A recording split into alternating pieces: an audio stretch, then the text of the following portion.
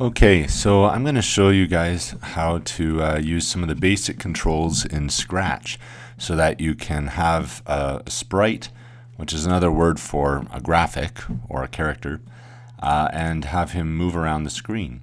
Now, as you can see, by default, when you create a project, they put a cat in the middle of the screen.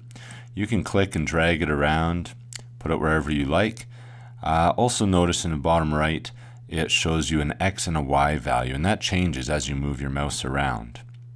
Just like in math class, right in the middle is 0, 0, and then as you move up, your Y values go up, and then they go down to the negatives. As you move to the right, your X value goes up, and then into the negative as you move left. You'll notice a bunch of different categories here. Motion, of course, has to do with movement of the sprite.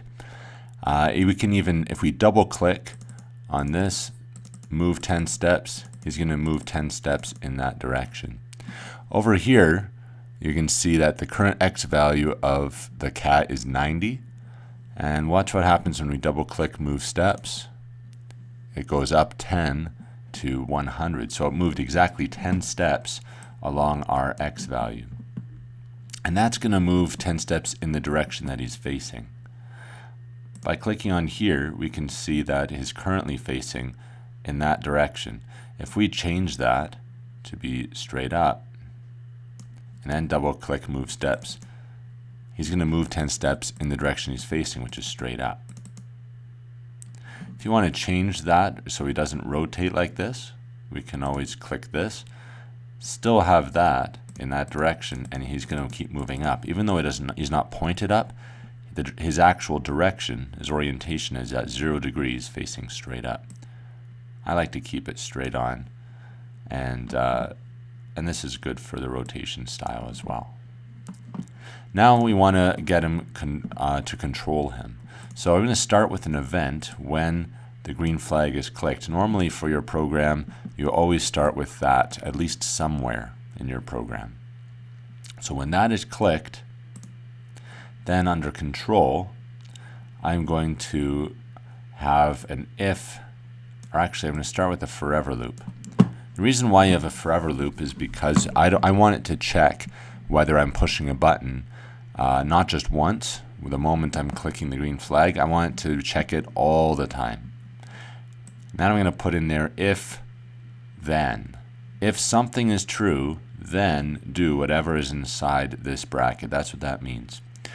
And then I'm going to go to sensing. Sensing is where all of our sensors are. Notice at the shape of all these blocks fit perfectly in that shape there. So if key pressed, I'm going to put that in there. It expands to fit, and I'm going to change it to right arrow. So far we've got when I click the flag, forever check. If key right arrow is pressed, then what do I want to have happen? So in there, I'm going to put in a motion. I'm going to put in some actions. And I'm going to put in there, change X by 10. I don't want that to be dependent on which way he's facing. No matter what, I want him to change his X on his X value by 10 steps. Now let's see what happens if I click the green flag.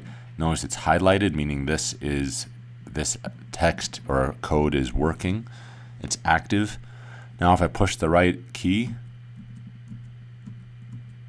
it starts moving. Now what if I wanted to go left? Well, I haven't put left in there yet. So let's do that. What I can do is take another if-then statement, and it's going to just pop itself right underneath. Go to sensing, key pressed, left arrow, and now motion, and I'm still going to change my X value, but rather than positive 10, I'm going to change that to negative 10.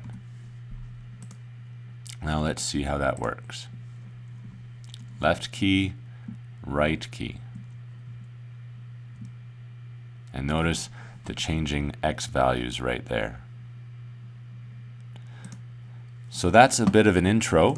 From there, you should be able to add in the keys for moving up and down, And then you could even have it so that when you push the space bar, you could have him meow.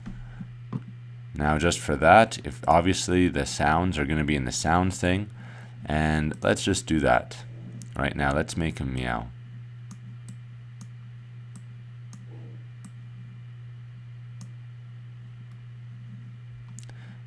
If key space is pressed, then let's make him meow.